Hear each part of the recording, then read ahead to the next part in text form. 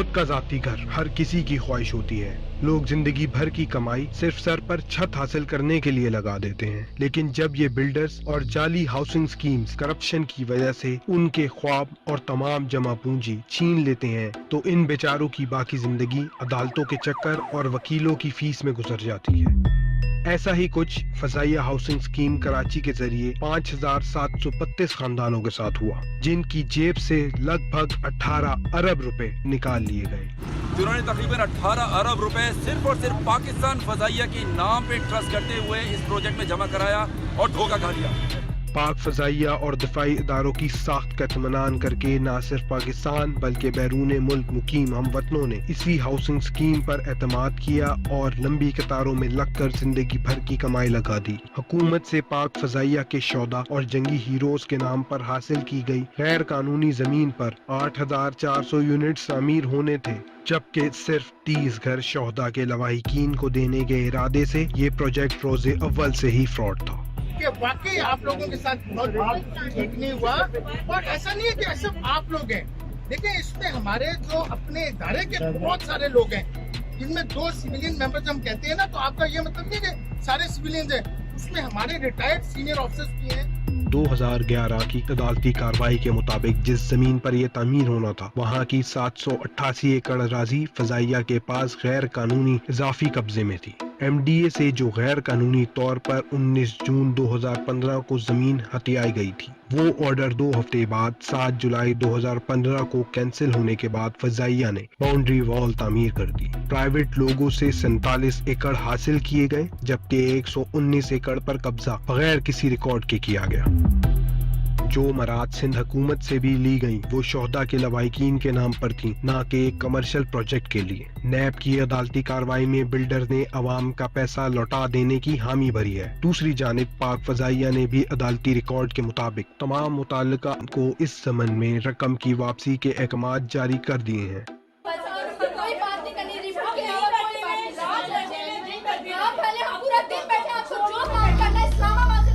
इस वक्त जब वजीर आजम ने तामीर और हाउसिंग एंड कंस्ट्रक्शन को सनत का दर्जा देकर मुल्क की मईशत में अहम किरदार का हामिल ठहराया है, लाजिम है कि जाली हाउसिंग स्कीम के इस स्कैंडल की लूटी रकम अवाम को जल्द अज जल्द वापस दिलवाई जाए, ताकि पाकिस्तान के अदालती निज़ाम, हुकूमत और बिलखसूस एक अहम दिफाई इदारे की साख्त जल्द अज जल्द बहाल हो सके।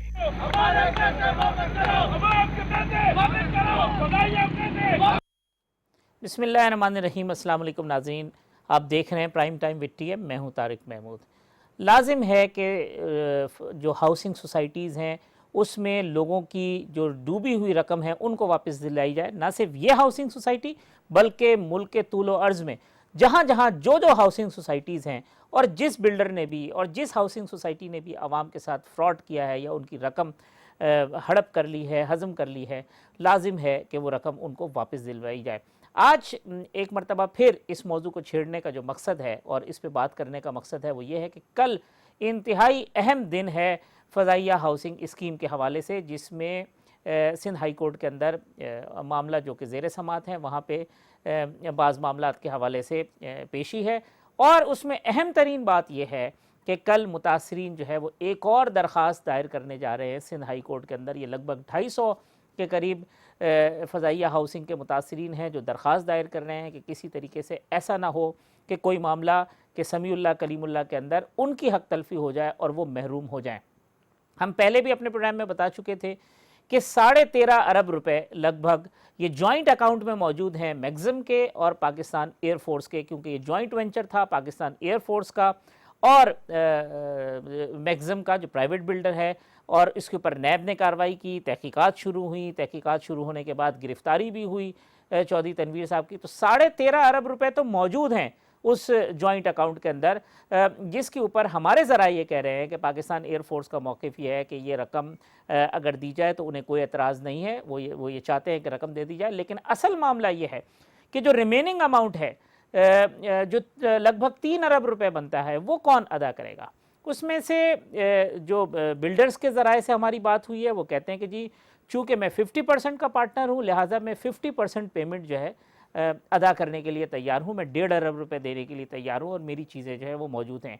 पाकिस्तान फ़ज़ाइया क्या 1.5 अरब रुपए देने के लिए तैयार है ताकि इस मामले को वाइंड अप किया जाए, या तैयार नहीं है, या अदालत इस हवाले से कोई फ़ैसला करेगी? इन सवालों का जवाब अभी आना बाकी है। जो ज़मीनों के मामलात के हवाले से हमने पिछले दिनों भी जो बात की थी कि मामला सिर्फ यही नहीं है कि फ़ज़ाइया हाउसिंग स्कीम तक महदूद है, बल्कि बाज़ और बहुत सारी जगह ऐसी हैं जो कि वजह तनाज़ा हैं, जहाँ पे लिटिगेशन है, जहाँ मामलात अदालतों के अंदर हैं या अदालतों में नहीं भी हैं तो क्लेम्स हैं बहुत सारे।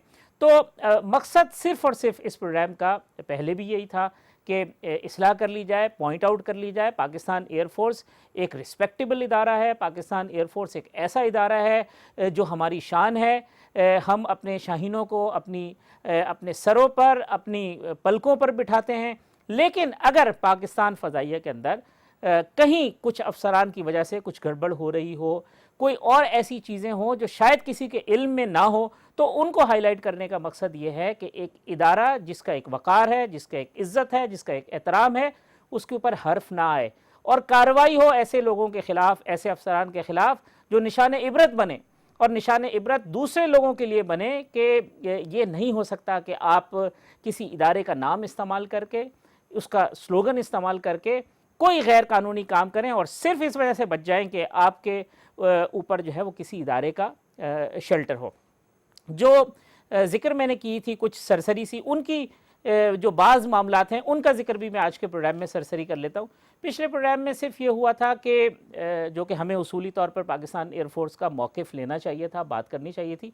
इस प्रोग्राम से कबल भी मैंने बहुत कोशिश की कि पाकिस्तान एयरफोर्स से उनका मौक़िफ़ लिया जाए। जो उनकी जानिब से वहाँ जो हमारे सोर्सेज़ हैं, जो बात आई, वो भी मैं आगे चलकर आपको बयान करूँगा। लेकिन जो जगह हैं जिसके हवाले से हमने डेटा कुछ कलेक्ट किया है, वो मैं चाहूँगा कि वो आपकी स्क्रीन पे भी वो नज़र आ जाएंगी ताकि पॉइंट आउट हो जाए। एयरफोर्स की जो अथॉरिटीज़ हैं, जो आला हुक्काम हैं, वो इन मामलात को संजीदगी से लें और देखें कि ये कहीं ऐसा तो नहीं है कि उनके नाक के नीचे बहुत सारी चीज़ें गड़बड़ हो रही हों और उनके इल्म में ना हो और एयरफोर्स का नाम बदनाम हो रहा हो। तो पहली जगह ये कराची की जो जगह है, उसमें एक छोटा मलीर, डिस्ट्रिक्ट मलीर कराची की जगह है, जिसका कुल रकबा है 701 एकड़।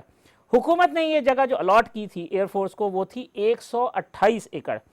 बाकी जो जगह है उसके लिए दोबारा दरख्वास्त दी गई थी कि दोबारा जो है वो उनको अलॉट की जाए, लेकिन एक्चुअल पोजीशन जो इस 701 एकड़ की है वो ये है कि 667 एकड़ यानी 667 एकड़ हुकूमत सिंध की है और 34 एकड़ ज़मीन जो है वो एक प्राइवेट बिल्डर की है। दूसरी चीज़, चाइना मलीर बेस जिसका हमने जिक्र किया था गुज़िश्ता प्रोग्राम में, ये मलीर कैंट की जो चेक पोस्ट नंबर 4 है उसके करीब वाक़ है। इसका जो रकबा है वो है 969 एकड़। इसमें जो इसकी जो सूरत हाल है वो क्या है, इसमें 157 एकड़ जगह जो है वो बेस एरिया है, 576 एकड़ जगह है जो कि सरकारी ज़मीन है लेकिन इस वक्त जो है वो पाकिस्तान एयरफोर्स के कंट्रोल में है, और 250 एकड़ जगह ऐसी है जो कि एक प्राइवेट पार्टी की है, उसका नाम मैं यहाँ पे मेंशन नहीं करना चाहता, उसकी है, जिसका डिस्प्यूट चल रहा है पाकिस्तान एयरफोर्स के साथ। तीसरी चीज़, स्कीम 33 डिस्ट्रिक्ट ईस्ट कराची, यहाँ पे भी कुछ 85 एकड़ जगह का मामला है और एयरफोर्स डिस्प्यूट में है गुलशन मेहरान सोसाइटी के साथ, और दोनों का ये जो मामला जो है वो कानूनी तनाज़ा इसके ऊपर है, यानी गुलशन मेहरान सोसाइटी और पाकिस्तान एयरफोर्स के दरमियान। एक और जगह ये देह जोरेजी बिन कासिम टाउन कराची, ये 50 एकड़ कुल रकबा है और यहाँ पे पाकिस्तान एयरफोर्स की जो वेटीजी एयर फील्ड है उसके साथ ये एरिया बनता है जो यहाँ पे मौजूद है। यहाँ क्या सूरत हाल है, यहाँ पे भी जो एयरफील्ड के साथ की जो जगह है उसमें भी लगभग कोई 154 एकड़ ऐसी है जहाँ के ऊपर तनाज़े की सूरत हाल है और गवर्नमेंट ऑफ सिंध कहती है कि ये जगह उनकी है। दे थड्डो डिस्ट्रिक्ट मलीर, कुल रकबा है यहाँ पे 60 एकड़ और ये जो है यहाँ पे भी जो एडमिनिस्ट्रेशन इंस्टॉलेशन के लिए ये जगह जो है इसको एयरफोर्स के ज़ेर इस्तेमाल है। इसके मामलात भी जो है वो एयरफोर्स के हुकाम ज़्यादा बेहतर तरीके से जानते हैं। मैं जो दोजान है डिस्ट्रिक्ट ईस्ट कराची का, जहाँ पे ये फ़ज़ाइया हाउसिंग स्कीम का मामला था, इसके ऊपर ज़्यादा डिबेट इस वजह से नहीं करना चाहता कि ये मामला अदालत के अंदर है, लेकिन यहाँ के भी जो कानूनी तनाज़ात हैं उसका नतीजा ये है कि आज जो है अवाम रुल रहे हैं और उनकी जो हाउसिंग स्कीम है वहाँ पे नहीं बन सकी। साथ डिस्ट्रिक्ट कोरंगी है, डिस्ट्रिक्ट कोरंगी का एक देह है, देह डेह, ये 65 एकड़ रकबा है। ये पाकिस्तान एयरफोर्स का जो कोरंगी क्रीक है उससे मुल्हिका इलाका है। यहाँ के भी कुछ मामलात ऐसे हैं जो कि कानूनी तनाज़ात का शिकार हैं। तो ये मोटी मोटी कुछ चीज़ें ऐसी थी चीदा चीदा जो मैं चाहता था हाईलाइट करना। मकसद ये है कि एयरफोर्स के जो आला हुकाम हैं वो इन जगहों के हवाले से भी अपनी तहकीकात करें। इसके अंदर अगर कहीं कोई इन्वॉल्वमेंट पाई जाती है, कहीं निचली सतह के ऊपर कोई लोग मुलव्विस हैं और एयरफोर्स का नाम इस्तेमाल हुआ है, तो उसके ख़िलाफ़ कार्रवाई होनी चाहिए। और अगर वाकई में जगह पाकिस्तान एयरफोर्स की है तो वो जगह पाकिस्तान एयरफोर्स को मिलनी चाहिए। इस तमाम सूरत हाल के ऊपर मैंने पाकिस्तान एयरफोर्स के जो तर्जुमान हैं उनसे रब्ता किया और उनका शुक्रगुज़ार हूँ कि उन्होंने रिस्पॉन्ड भी किया और सिर्फ इतना कहा कि चूँकि फ़ज़ाइया हाउसिंग स्कीम का जो मामला है वो अदालत में ज़ेर समात है, हम अदालत के एहतराम में खामोश हैं, लिहाजा हम इस मामले पर कुछ नहीं कहना चाहते। लेकिन जो पाकिस्तान एयरफोर्स के हमारे ज़राए हैं उनसे मेरी आज बात हुई है, एक से ज़ायद लोगों के साथ बात हुई है इस मामले के ऊपर, और उन्होंने अपना नाम कोट ना करने के हवाले से बताया कि पाकिस्तान एयरफोर्स जो है वो इस मामले को, यानी पहले मैं फ़ज़ाइया की बात कर लूँ कि फ़ज़ाइया हाउसिंग स्कीम के मामले को नैब के अंदर ले गई थी। नैब ने न सिर्फ ये कि जो प्राइवेट बिल्डर्स है उसके साथ तहकीकात की है, बल्कि पाकिस्तान फ़ज़ाइया के अफसरान के से भी जो है वो तफ्तीश हुई है इस मामले के अंदर। पाक फ़ज़ाइया के ज़राए का कहना यह है कि हम ये चाहते हैं कि आवाम का पैसा जो प्रायोरिटी है वो उनको मिले, और इसी वजह से हम इस मामले को नैब पर लेके गए थे।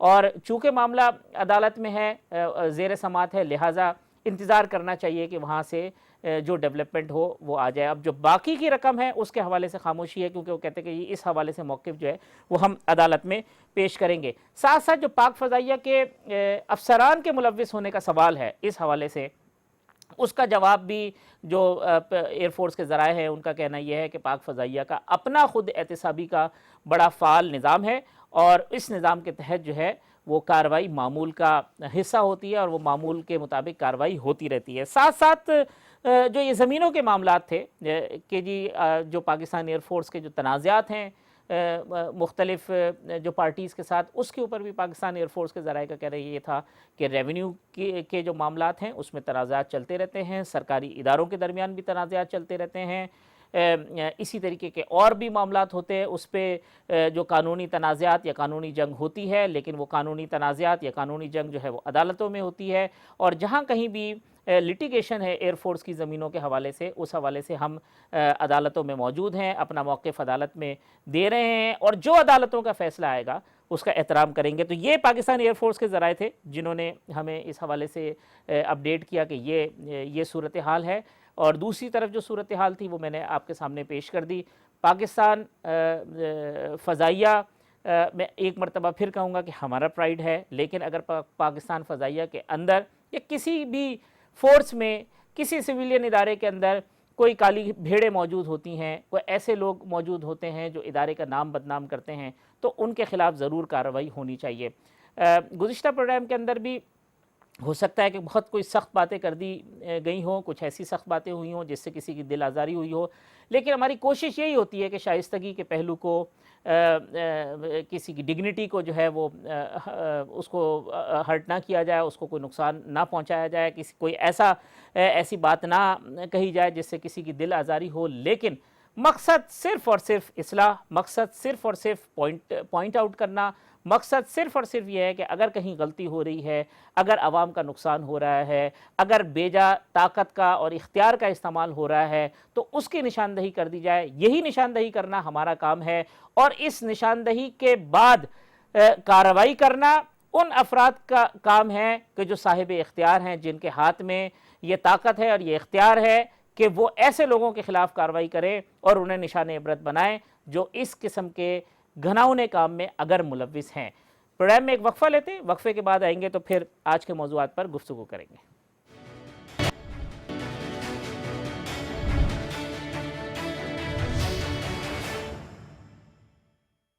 वेलकम बैक नाजरीन। 18वीं तरमीम का मामला, उस पर जो बहस जारी है और अपोजिशन का बहुत जारहाना और सख्त मौक़िफ़ बिलखुसूस मौलाना फजल रहमान साहब ने रब्ते किए। नैब का जो मुजव्विज़ा एक ऑर्डिनेंस की कॉपी मंजर आम पे आई, जिसे आज फिर डिनाई कर दिया गवर्नमेंट की जानिब से कि नहीं अभी वो प्रोसेस के अंदर है। इस पर गुफ्तगू करेंगे और एक छोटी सी बात ज़रूर करेंगे कि पेट्रोलियम प्राइसेस के ऊपर जो गवर्नमेंट मज़ीद उस पर रिड्यूस करने जा रही है 15 से 20%, क्या उस पर अपोजिशन मुतमईन है या नहीं। मेरे साथ मौजूद हैं पाकिस्तान तहरीक इंसाफ के रुकन कौमी असम्बली डॉक्टर रमेश कुमार साहब, लाहौर से मुझे ज्वाइन कर रही है पाकिस्तान मुस्लिम लीग नून की रहनुमा रुकन कौमी असम्बली शिजा फातिमा साहिबा, और मेरे साथ मौजूद हैं जमीयत उलमा इस्लाम के रहनुमा साबिक सदर सुप्रीम कोर्ट बार मोहतरम जनाब कामरान मुर्तज़ा साहब।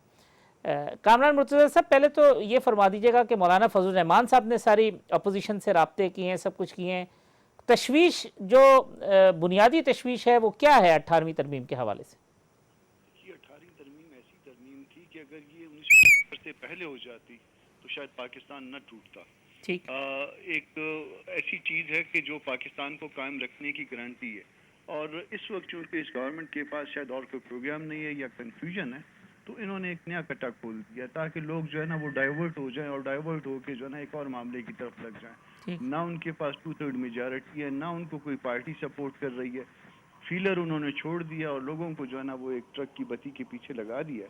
तो बहरहाल पार्टी जो है ना वो अपोजिशन की पार्टियां, चूँकि पाकिस्तान की बका का और सलामती का मसला है, इसलिए मौलाना ने रब्ता किया है, पीपल्स पार्टी से रब्ता किया, नून वालों से रब्ता किया, बाकी दूसरी पार्टियों से जो महमूद खान साहब से रब्ता किया और दूसरी पार्टियों से भी रब्ता किया।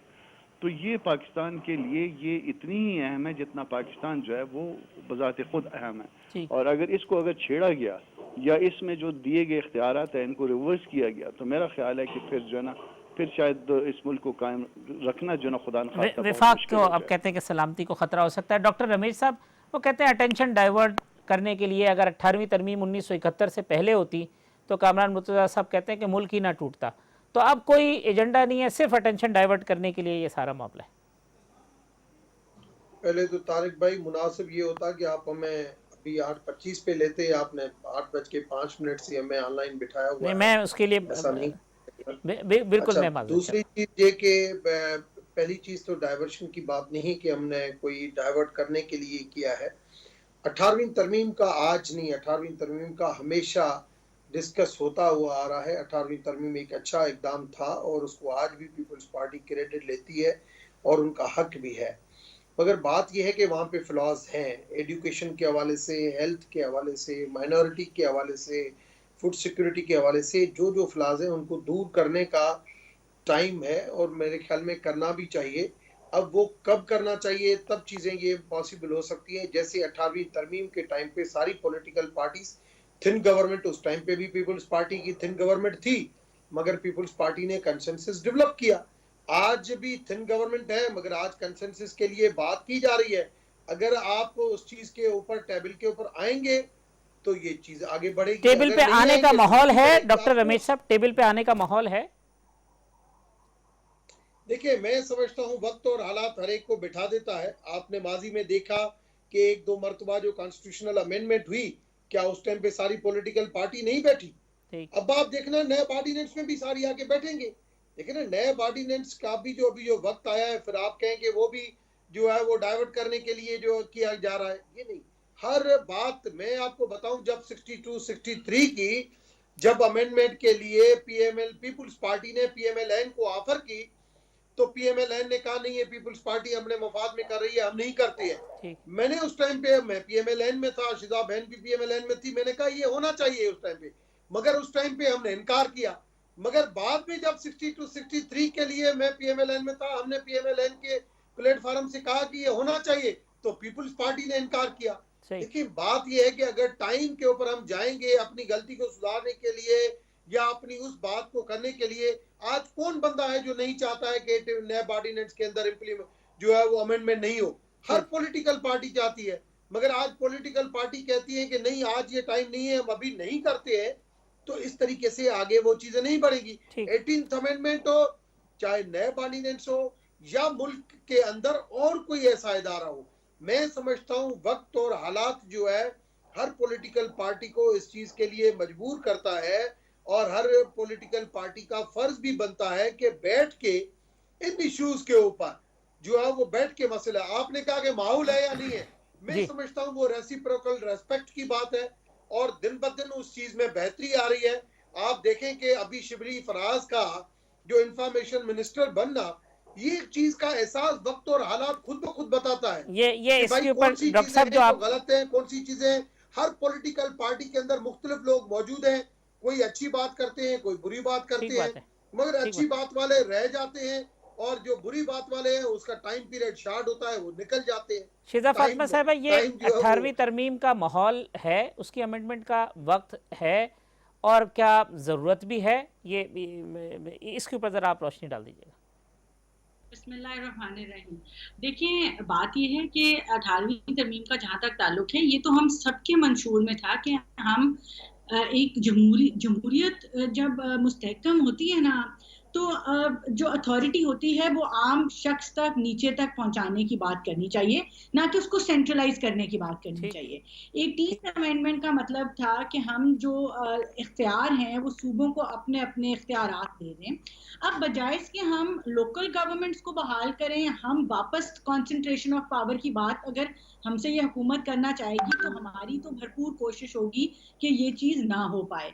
हमें आज जो है वो यूसी वो आ गया है एक नोटिफिकेशन कि पंजाब में जो यूनियन काउंसिल का बेसिक सिस्टम है उसको भी डिसमेंटल किया जा रहा है। पहले तो लोकल गवर्नमेंट्स के आपने रिप्रेजेंटेटिव्स को बरतरफ किया ही किया, आज आपने यूनियन काउंसिल सिस्टम को भी डिसमेंटल करना शुरू कर दिया।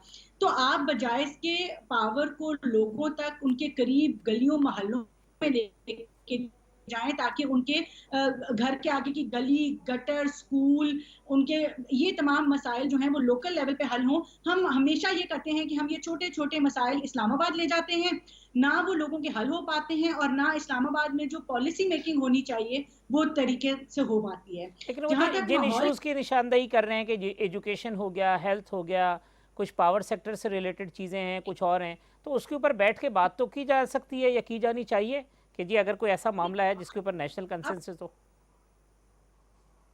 मैं उसी माहौल पे आ जाते हैं। देखिए, माहौल की जहाँ तक बात है, हमने अपनी गवर्नमेंट में, आपने जो एजुकेशन की बात की, हमने नेशनल बनाया था, कमिटी बनाई थी for curriculum management. There are other ways to resolve issues. इसका तरीकाकार ये नहीं होता कि आप पावर उठा के सेंटर में ले जाएं, तो वो देखना पड़ेगा कि हम किन टॉपिक्स के ऊपर बात छिड़ती है और क्या उसके जो है वो आगे हमारे सामने आते हैं इनके प्रपोजल्स। लेकिन माहौल जो है ना इस वक्त, वो मैं थोड़ा सा डिसएग्री करूंगी। देखिए, हमने तो इस हुकूमत में पहली दफा देखा है कि एक वबा आने के बावजूद ये हुकूमत जो है वो अपोजिशन को साथ लेके नहीं चल सकी। इमरान खान साहब ने अपने आखिरी जो उनका वो एक टेलीथॉन का एक सिलसिला चला, उसके अंदर उन्होंने इस हद तक कह दिया कि जरदारी साहब और शहबाज साहब को लेके चलूंगा तो लोग मुझे चंदा नहीं देंगे। देखिए, ये इस तरह के बयानात जो हैं, फिर वो लाहौर में खड़े होकर कहते हैं आप टाइगर फोर्स को यूज करें, आप इस पैसे को अपने ये जो हालात क्रिएट हुए हैं उनको यूज करके अपने हल्के पक्के करें। इनकी तो जहनियत में से इन हालात में भी अपनी पार्टी की सियासत नहीं निकल रही। इमरान खान साहब आज तक वजीर आजम बन के सामने नहीं आए, वो आज तक चेयरमैन पीटीआई ही रहे हैं अपनी जहनी तौर पे।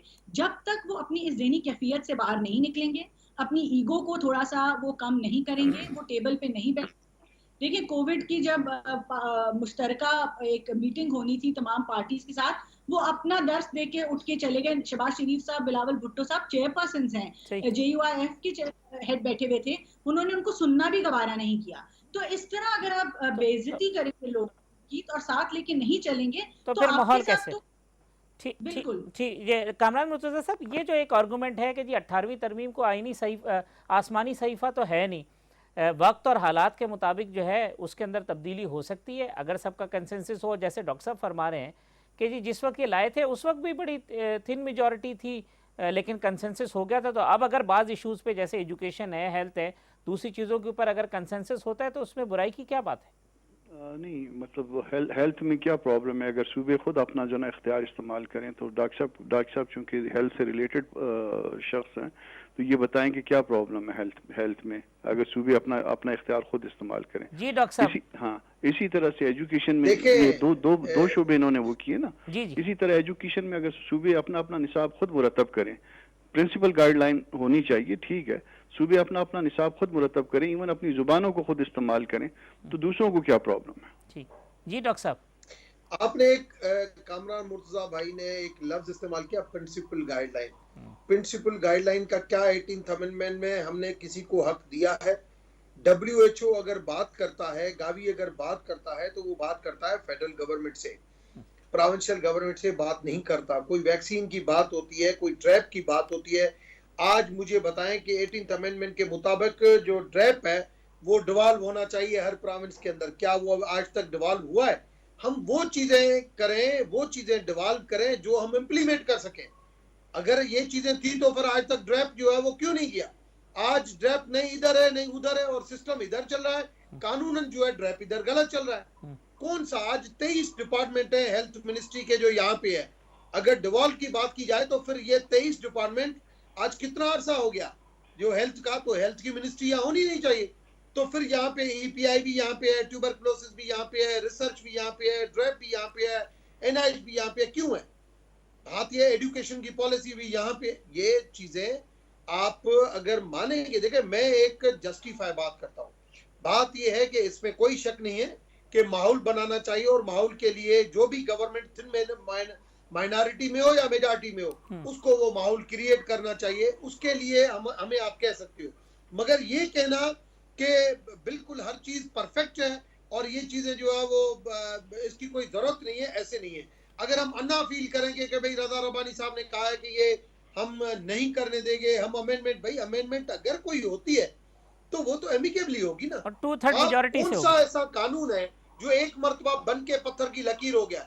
हर चीज में, हर कानून में, हर बिल के अंदर, हर रिसर्च के अंदर, और दुनिया वो तरक्की करती है जिसके अंदर चाहे कानून हो चाहे रूल्स हो, उसके अंदर टाइम टू टाइम उसके अंदर चेंजेस आती जाए। ठीक, आप अगर एक मेडिसिन है, अगर आप चाहो कि भाई पहले एमॉक्सिल खाते थे, मगर एमॉक्सिल के पास फर्स्ट जनरेशन आई, सेकंड जनरेशन आई, थर्ड जनरेशन आई, फोर्थ जनरेशन आई, इस तरीके से हम आगे बढ़ते गए। हर चीज में रिसर्च होनी चाहिए, और रिसर्च का काम नेशनल फेडरल गवर्नमेंट के ऊपर होता है, और अन्ना की बात नहीं होती है, और उसके लिए सबको मिलके करना चाहिए। ठीक, मैं सिस्टम बना चाहिए। अगर आपको जी डॉक्टर साहब, मैं शिजा साहिबा की तरफ जाऊं, मैं चाहूंगा कामरान साहब ये जो आपने जहाँ पे कोऑर्डिनेशन की जरूरत है, आप एक ऐसी IPC मिनिस्ट्री, मैं तो आज भी कहता हूं कि सबसे ज्यादा अगर कोई इंपॉर्टेंट मिनिस्ट्री 18th अमेंडमेंट के बाद वो इंटर प्रोविंशियल कोऑर्डिनेशन है। उसका तो पता ही नहीं है कि किधर है किधर नहीं। कोऑर्डिनेशन मादी में भी मैंने देखी, मैं तो 2002 से देखता आ रहा हूँ ना, ये 18th अमेंडमेंट के बाद देखता आ रहा हूँ। कोई इंटर प्रोविंशियल कोऑर्डिनेशन की अहमियत नहीं है, कुछ उस पे काम नहीं हो रहा, और सबसे ज्यादा इंपॉर्टेंट मिनिस्ट्री है। अगर आप चाहते हैं कि 18th अमेंडमेंट ये रहे, आप उसके लिए रूल बिजनेस बनाए। IPC के अंदर ये एजुकेशन भी हो, हेल्थ भी हो, सब बैठ के सारी प्रोविंशियल गवर्नमेंट को, उसके लिए भी आपको एक्ट बनाना पड़ेगा, आपको बिल बनाना पड़ेगा। जी डॉक्टर साहब, आगे आपका पॉइंट, मैं इससे पहले शिजा की तरफ जाऊं, ये कामरान साहब इसका जरा जवाब दीजिएगा। जो डॉक्टर साहब ने कहा कि कानून जो है वो पत्थर की लकीर नहीं होता। बिल्कुल नहीं होता, बिल्कुल नहीं होता, मगर असूल जो है वो पत्थर की लकीर होता है। असूल ये है कि इख्तियारात जो है वो नीचे जाने चाहिए, नीचे ट्रेवल करने चाहिए, सूबों को, और फिर सूबों से आगे लोकल बॉडीज को। ये असूल तय कर लीजिए। इससे इस बात पे भले जो है ना, इस बात की जो है ना हमारी कमिटमेंट है कि अगर ये असूल तय है कि इख्तियारात मजीद आगे जाने चाहिए, मतलब हम सूबों में मजीद इख्तियार देना चाहते हैं और सूबों से आगे जो है वो हम लोकल बॉडीज को इख्तियारात देना चाहते हैं, तो इस पे बैठ जाइए। मैं कमिटमेंट करता हूं कि जो है ना वो सारी पार्टीज बैठ जाएंगी। तो इख्तियारात का इर्तिकाज तो तय कर लीजिए पहले। इख्तियारात का इर्तिकाज तो हुआ ना कामरान साहब, मरकज से निकल के ये सूबों के पास इख्तियारात आगे जाना था ना, उसको कभी एक माइंडसेट जो है ना मौजूद है हमारे यहाँ पहले, अभी आज तक जो है ना उसकी रूह के मुताबिक, 18th अमेंडमेंट की रूह के मुताबिक उस पर अमल नहीं हुआ। यहाँ पे एस्टेब्लिशमेंट जो है ना उसको चलने नहीं दे रही है। फिर उसके बाद सूबों ने जो है ना, जो माइंडसेट सूबों में था, वो ये मरकज में था, वही काम जो है ना वो सूबों ने किया। वो आगे जाना चाहिए था लोकल बॉडीज में, आगे इख्तियार वो आगे जो है ना वो डिवोल्व नहीं हुआ। तो अभी तक लोगों को इसकी रूह के मुताबिक इसका बेनिफिट नहीं मिला। जिस दिन इसका बेनिफिट मिलेगा, लोग रियलाइज कर जाएंगे कि ये मुल्क हमारा है, और इसमें जो इख्तियार हमको मिला हुआ है, अगर ये इख्तियार जो है ये आज से 30-40 साल पहले मिला हुआ होता, तो शायद ये मुल्क आज जो है ना बहुत बड़ी सूरत में ये कायम होता और दायम होता। शिजा साहिबा जी, अब ये इख्तियारात क्यों नहीं आगे जा सके, कि क्या रुकावट हुई उसके अंदर? देखिए बहुत ज़्यादा रुकावटें पेश आती हैं। 18th अमेंडमेंट यकीनन हमारे मुल्क की एक तारीखी अमेंडमेंट है जिसने बहुत हमें इस मामले में मदद दी कि कम से कम सेंट्रलाइजेशन जो है इस मुल्क में थोड़ी सी हमने रिलैक्स होती भी देखी। मगर फिर जब हम लोकल बॉडीज़ की तरफ आते हैं या लोकल गवर्नमेंट्स की तरफ आते हैं तो हमने देखा है कि हम वो लेवल अचीव नहीं कर सके जो हकीकी जमहूरियत में होना चाहिए, और इख्तियार एक आम बंदे तक, एक शख्स तक जो है, मुल्क के शहरी तक वो पहुंचना चाहिए। इसमें तो काफ़ी मसाइल हमें पेश आए हैं जिसमें मेरे ख्याल से ज़ाती तौर पे, और मेरी पर्सनल ओपिनियन ये है कि जब फंड्स की बात आती है, जो फंड्स ट्रांसफरिंग होती है, उसमें जो है ना हम आके हमारी मेन रुकावट क्रिएट होती है कि पॉलिसी कौन बनाएगा और उसको इम्प्लीमेंट कौन करेगा। ये थोड़ी बहुत चीज़ें हैं जिनको ट्वीकिंग की ज़रूरत है, मगर इनका भी जो है वो ये बिल्कुल कामरान साहब ने सही बात की है कि प्रिंसिपल आप तय कर लें। बिल्कुल कानून बेहतर किया जा सकता है। मैं कुछ बातों से रमेश साहब की इख्तलाफ भी करती हूँ इस सेंस में कि ड्रैप क्यों है और हेल्थ रेगुलेशन क्यों है। देखें, ये मेन अथॉरिटीज़ जो हैं वो जो बात की गई कि एक कोऑर्डिनेशन के लिए ज़रूरी है। अब आईपीसी अगर फाल नहीं है तो आप बजाय इसके आईपीसी को फाल बनाएं, आप लॉ चेंज करने चल पड़े, आप आईपीसी को फाल बनाएं, आप उसको जो है अथॉरिटी दें और उसके अंदर उसके मिनिस्टर को एम्पावर करें कि वो सूबों में कोऑर्डिनेशन करे। ठीक, तो ये चीजें जो है ये हमें प्रिंसिपल तय करना होगा। अगर तो ये अमेंडमेंट इस किस्म की लेके आते हैं कि इख्तियार वापस जो है वो सेंटर के पास जाना है, फिर तो हमारे लिए बहुत मुश्किल है। और अगर तो ये नियति से इख्तियार मजीद डिवॉल्व करना चाहते हैं, जो कि हमें नहीं नजर आता क्योंकि ये पंजाब में हमारी बनी बनाई लोकल गवर्नमेंट्स को तबाह कर चुके हैं, तो फिर हम इनके ऊपर भरोसा कैसे करें। ठीक, मैं यहाँ पे डॉक्टर साहब एक ब्रेक ले लूँ, ब्रेक के बाद आते हैं तो अगर आप इस पर राय देना चाहें। दूसरा, नैब ऑर्डिनेंस के हवाले से जो आपने जिक्र किया था उस पर गुफ्तगू करेंगे प्रोग्राम के अगले हिस्से में।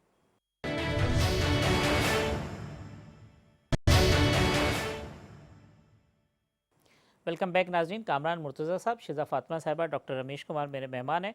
डॉक्टर रमेश कुमार साहब, ये जो नैब की आज एक ड्राफ्ट सर्कुलेट हो रहा था सोशल मीडिया पे, जिसको बाद में डिनाई कर दिया गवर्नमेंट ने कि ये ठीक नहीं है, इसके अंदर बात बहुत सारी, उसको अगर आप पढ़ते हैं तो फिर तो उससे लगता है कि जो रूह है उसके ऊपर जो एतराज़ है वो ये कि जो नैब की असल रूह है उसके काम की, या उसके जो दांत हैं वो तो आप निकाल के एक तरफ रख रहे हैं। देखिए, ये मीडिया, सोशल मीडिया के ऊपर फेक या रियल जो भी ये सर्कुलेट होती है, वो जरूर हम में से कोई बातें करता है जिन बातों के ऊपर जो है लोग कोई ना कोई ऐसा ड्राफ्ट बना के पॉपुलर होने के लिए ये चीजें जो है वो आगे फॉरवर्ड कर देता है। सोशल मीडिया के ऊपर ये चीजें वायरल हो जाती है। मेन इशू ये है कि बहुत मर्तबा जब भी बैठे हैं, चाहे पीटीआई की लीडरशिप के सारे हमारे एमएनए, चाहे पीएमएलएन के, चाहे पीपुल्स पार्टी के, हम लोग तो सारे कुलीग हैं, आपस में बैठते रहते हैं, सारे लोग इस चीजों के ऊपर मुतफिक है कि ये चीजें गलत हो रही है। अब कोई आगे बढ़े, इस चीजों को अमेंड करे। अब अमेंड करने के लिए जब मैंने कहा ना, जब किसी के ऊपर तंग आता है वक्त, तो फिर दूसरा कहता है कि नहीं इसके ऊपर आ गया, फिर दूसरा कहता है कि भाई मेरा वक्त तो अब गुजर चुका है, हम क्यों करें। सारी पॉलिटिकल पार्टीज चाहती हैं कि नए ऑर्डिनेंस के ऊपर रिफॉर्म होना चाहिए। मैं समझता हूं कि किसी भी मसले का हल, चाहे नए ऑर्डिनेंस हो चाहे 18th अमेंडमेंट हो, आप टेबल के ऊपर बैठे। आप अगर चाहते हैं कि मुल्क के अंदर इस्लाह हो, आप अगर चाहते हैं कि मुल्क के अंदर जुडिशियल सिस्टम मजबूत हो, आप अगर चाहते हैं कि मुल्क के अंदर सजा और जजा का कानून हो, हाँ, रेसिप्रोकल रेस्पेक्ट एक बेसिक चीज है, होनी चाहिए। हम तो बार बार पहले दिन से कहते हैं बैठना चाहते हैं, टेबल पे आ भी जाते हैं, टेबल पे बैठ जाते हैं, आप अपनी बात सुना के चले जाते हैं, आप सुनते नहीं है बात। देखिए, मैं आपको बताऊं, कसूर सबका है, ताली एक हाथ से नहीं बजती। ये मैं कहूं कि अपोजिशन बिल्कुल है जो है वो सही है और गवर्नमेंट ऐसी नहीं है, बिल्कुल खामियां इधर भी है, खामियां उधर भी है। रेस्पेक्ट उनको भी उतनी देनी चाहिए, उनको भी उतनी देनी चाहिए। अगर वक्त और हालात ने सबको इकट्ठा कर दिया, उस चीज को रियलाइज करा दिया कि भाई माजी में जिन जिन लोगों ने जो गलतियां की, जो टेबल पे नहीं बैठे, चाहे किसी की तरीके से, और जितना जो सीनियर बंदा होता है उसकी इतनी रेस्पॉन्सिबिलिटी होती है, चाहे वो असेंबली से बाहर है चाहे वो असेंबली से अंदर है, वो भी अपनी गलतियों का कफारा करे। और स्पेशली जब रमजान का महीना चल रहा है, तो रमजान के महीने में, और खास करके ऐसी कुदरती आफतें कोविड जैसी आई हुई है, तो उस टाइम के ऊपर तो मैं समझता हूँ कफारे का वक्त ही ये है कि आप रमजान के अंदर एक तरफ रोजा रख रहे हैं, एक तरफ अपनी गलतियों का भी अदाला करें और दूसरी तरफ अगर दूसरे ने गलतियां की उसको माफ करें, मगर मुल्क की हालात को देखते हुए, मुल्क के बेनिफिशियल चीजों के लिए, मुल्क के आगे फ्यूचर के लिए, पब्लिक के फ्यूचर के लिए, हमारा बच्चों के फ्यूचर के लिए हम टेबल के ऊपर बैठे, अपने तजर्बे से दूसरों को मुस्तफीद करें और बैठ के मसलों का हल करें, चाहे नैब ऑर्डिनेंस हो, चाहे आज जुडिशल के अंदर भी बहुत ज्यादा प्रॉब्लम है, बहुत ज्यादा केसेस हमारे पास पेंडिंग है और किसी के साथ जैसे एफआईआर का सिस्टम है, बहुत ज्यादा हमें काम करने की जरूरत है। मगर हम एक दूसरे के ऊपर क्रिटिसिज्म, एक दूसरे के ऊपर गालियां देने से, एक दूसरे के गलत इल्जामात का जवाब देने से ये नहीं हमें इंसानियत सिखाती है, नहीं हमारा मजहब सिखाता है। ठीक बात है। नहीं हमें चोर और डाकू कहना चाहिए, नहीं हमें नाहिल और नालायक कहना चाहिए, नहीं हमें डीजल कहना चाहिए, नहीं हमें अयाश पसंद कहना चाहिए। आपकी बात सुनता कोई नहीं है ना डॉक्टर रमेश साहब, आप ये अच्छी बातें करते हैं, फिर नहीं हमारा मजहब इजाजत देता है। तो रमजान के महीने में सारी चीजों को भुला के शिदा की हंसना कह रहा है कि उसको मेरी चीजें जो है ना वो सही बातें लग रही है। तो हमें कम से कम इस रमजान के महीने के अंदर ईद तक जो है, हमें मेरे ख्याल में कुछ न कुछ आगे अगर बढ़ेंगे तो जब एक अच्छा माहौल बनता है तो वहां पे रहमत खुदा की भी बरसती है। कामरान मुर्तज़ा साहब, नैब ऑर्डिनेंस की जो अमेंडमेंट की बातगाज सुनाई दे रही है, उस पर आपका क्या मौक़िफ़ है? मैं पहले डॉक्टर साहब को जवाब दे दूं। डॉक्टर साहब की बात ना कोई सुनता है ना कोई समझता है। डॉक्टर साहब तो अच्छी अच्छी बातें करते हैं, मगर इनकी बाकी जो दोस्त हैं जो इनसे ऊपर हैं वो समझने से भी आ रही हैं और सुनने से तो है ही हैं। तो रह गई नैब की बात, तो नैब ऑर्डिनेंस में जो अमेंडमेंट ला रहे हैं, पार्टी का मौक़िफ़ ये है कि ये कानून बज़ाते खुद ही गलत है और जो चीज़ गलत है उसको बिल्कुल सिरे से आप ख़त्म करिए और उसके बाद जो है ना वो डिबेट शुरू हो, नया कानून लाया जाए, नया अदारा बनाया जाए। इसके आप बैकग्राउंड पे चले जाइए। नैब को बनाया इसलिए गया था कि इसके जो जदगान थे उनको हिट करने के बाद, उनको ज़दा करने के बाद जो है वो फिर ज़्यादा बन गए अल्टीमेटली, और उन्होंने मुशर्रफ को जो है वो उसके साथ कोऑपरेट किया, कोऑर्डिनेट किया, और तब उन्होंने मुशर्रफ बाकी बांधा अरसा जब उन्होंने वो एक अच्छी बुरी जमहूरियत, वो लंगड़ी लूली जो बनाई थी, उसको चलाने में इस अदारे की मदद से कामयाब हुए। आज भी उस मुशर्रफ के दौर के बाद जो सबसे बुरा दौर है जो नैब के हवाले से आया है, वो आज का दौर है, इस गवर्नमेंट का दौर है। और आज भी जो है वो सिर्फ जो मुखालिफिन हैं उनको जो है ना वो सिंगल आउट करते हैं और उनको सिंगल आउट करने के बाद जो उनको हिट करते हैं। ये जो ऑर्डिनेंस जो इंट्रोड्यूस करवा रहे हैं, ये जो मौजूदा गवर्नमेंट है, मौजूदा रजीम ये समझ चुकी है कि कल हमको जाना है और पीपल्स पार्टी और नून वाली गलती जो है ना दोहराएं, कि कल हम खुद इस शिकंजे में ना आ जाएं। तो वो किसी ना किसी तरह से वो अपनी जान छुड़ाने के लिए मुस्तकबिल में, क्योंकि कल तो इनके खिलाफ ये यूज़ होना है, अगर ये मौजूद रहा या इसी शक्ल में मौजूद रहा, तो वो अपनी जान छुड़ाने के लिए जो ना उसके दांत निकालने की कोशिश कर रहे हैं। मगर स्टिल चूंकि जो चीज़ गलत है वो गलत है, नैब का कानून गलत है, नैब का अदारा गलत है, इसका इस्तेमाल गलत है, इसका इख्तियार गलत है, इसको सिरे से ख़त्म होना चाहिए और उसके बाद पार्टियों की कंसेंसस के साथ नया कानून आना चाहिए, नया अदारा या पुराने अदारों को ठीक करना चाहिए। शेजा साहब, आप इत्तेफाक करती हैं कामरान साहब की बात से, क्योंकि यही बात शायद खाकान अब्बासी साहब भी इसी तरह की बात करते हैं कि जी नैब होनी नहीं चाहिए? बिल्कुल जी, देखिए मेरी बात सुनिए, मैं आपको थोड़ा सा एक तो हिस्ट्री तो कामरान भाई ने बता दी, आप इससे थोड़ा सा आगे चलें। नैब का जो इदारा है पिछले 2 साल से वो क्या कर रहा है, हम ये देखते, जितनी पॉलिटिकल विक्टिमाइजेशन पीटीआई इस वक्त इस इदारे के थ्रू कर रही है, हमने मुशर्रफ साहब के बाद उसमें ये हालात इस मुल्क में नहीं देखे। पीटीआई में बाबर अवान साहब पे केस बनता है, उनको फेडरल मिनिस्टर का दर्जा दे दिया जाता है। आजम सवाती साहब पे केस बनता है, उनको फेडरल मिनिस्टर का दर्जा दे दिया जाता है। जुल्फी बुखारी पे केस बनता है, वो स्पेशल असिस्टेंट लग जाते हैं।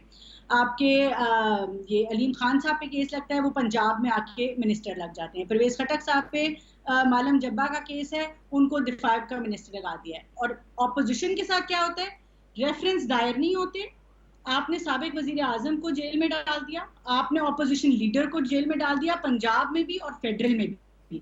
आज हमजा शबाशरी साहब को 2 साल होने वाले हैं और ना तरीकेकार कोई तरीके की इन्वेस्टिगेशन होती है, ना उन्होंने कभी भी इस तरह किया कि कोऑपरेट किया और लिख रखा हुआ है, कोई उसकी वजह नहीं है, कोई चीज सामने नहीं आती। ऑपोजिशन के तमाम लोग, साद रफीक साहब हो, आहद चीमा साहब हो, ये फवाद साहब, मतलब जितने भी लोग आपको लगता है कि आपके लिए पोटेंशियली डेंजर बन सकते हैं, कोई आपके खिलाफ आवाज उठा सकता है, उसको आप कन्वीनियंटली जेल में बंद कर देते हैं और नैब को इस्तेमाल करके। और ये कानून बना भी इसीलिए था, सियासतदानों के खिलाफ एक डिक्टेटरशिप में बनाया गया था और इसको कम्प्लीटली अबॉलिश होना चाहिए।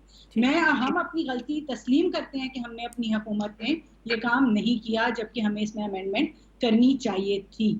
अब अमेंडमेंट्स देखिए आगे कैसे होंगी, अमेंडमेंट्स बिल्कुल होनी भी चाहिए, मगर वही मसला आखिर पे वहीं आ जाता है कि इस हुकूमत में इतनी वज़ादारी नहीं है, इस वज़ीर आज़म में इतनी वज़ादारी नहीं है कि वो एक टेबल पे जो है वो सबको बिठा सकें।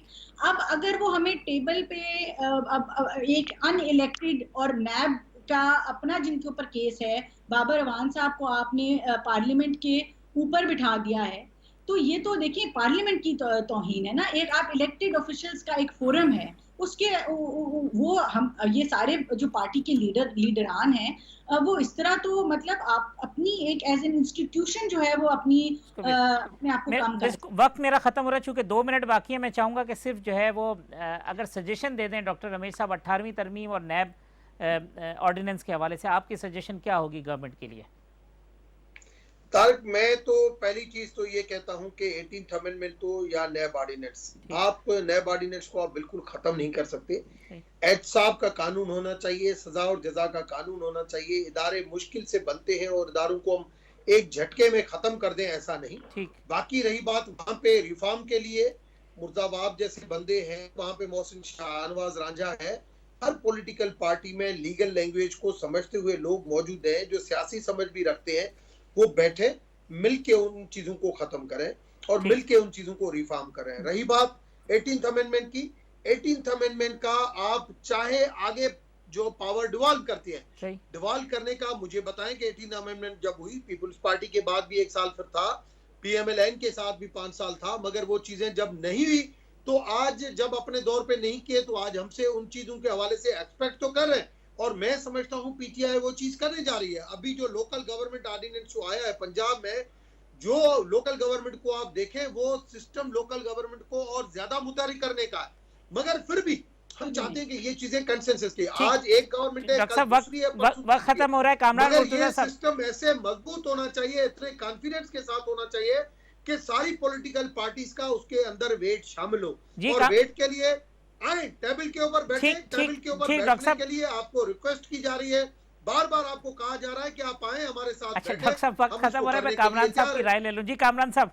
देखिए, जिसमें स्ट्रक्चरल फॉल्ट होता है ना, स्ट्रक्चरल फॉल्ट को आप अमेंडमेंट से दुरुस्त नहीं कर सकते, उसको रेनोवेट नहीं कर सकते, उसको गिराना पड़ता है और गिरा के दोबारा बनाना पड़ता है। एहतसाब का अदारा होना चाहिए, इस पर इत्तफाक है, मगर ऐसा होना चाहिए जिसमें स्ट्रक्चरल प्रॉब्लम ना हो, जो इस तरह से लास्ट 30 सेकंड जी आपके लिए मैं प्रोग्राम खत्म करूंगा। लास्ट 30 सेकंड्स में मैं सिर्फ ये कहूंगी कि देखिए KPK के अंदर इन्होंने नैब को खुद ताला लगाया था, 2 अपने एहतसाब कमीशन बनाए थे, उनको भी बंद कर दिया था, उनके हेड्स को रिजाइन करना पड़ा था। ये कम से कम वहीं से सीख लें। 5 साल KPK में एहतसाब का नामो निशान। ठीक तो आज ये यहाँ पे अब नैब शिदा साहब अब वक्त खत्म हो गया है। कामरान मुर्तज़ा साहब, शिदा फातिमा साहिबा, डॉक्टर रमेश साहब, तेरे तीनों मेहमानों का बहुत शुक्रिया। कल इसी प्रोग्राम में इंशाल्लाह दोबारा मुलाकात होगी। अल्लाह हाफिज़।